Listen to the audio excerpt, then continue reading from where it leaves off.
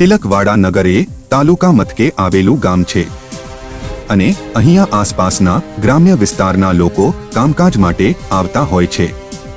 તો તિલકવાડા નગરમાં ગણસીદા રોડ તરફ જવાના માર્ગ ઉપર શ્રી કે એમ શાહ હાઈસ્કૂલ આવેલી છે, જ્યાં અંદાજિત 700 થી વધુ વિદ્યાર્થીઓ અભ્યાસ કરે છે।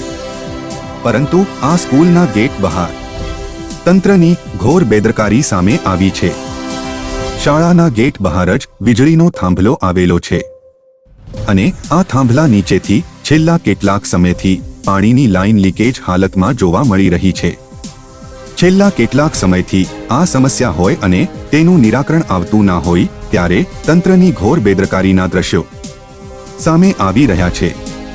પરંતુ મહત્વની વાત તો એ છે કે આ પાણીની પાઇપલાઇન છેલ્લા કેટલાક સમયથી લીકેજ હાલતમાં હોય, ઉપર વીજ સપ્લાય જતો હોય અને નજીકમાં હાઈસ્કૂલ આવેલી હોય, બાજુમાં મુખ્ય રસ્તો પસાર થતો હોય અને વીજ લાઇન અને પાણી લીકેજને કારણે કોઈ અકસ્માત થાય તો તેનો જવાબદાર કોણ? એટલે વહેલી તકે આ સમસ્યાનો નિરાકરણ આવે તેવી લોકમાંગ ઉઠવા પામી છે। નર્મદાથી રાજેશ ચૌહાણની રિપોર્ટ।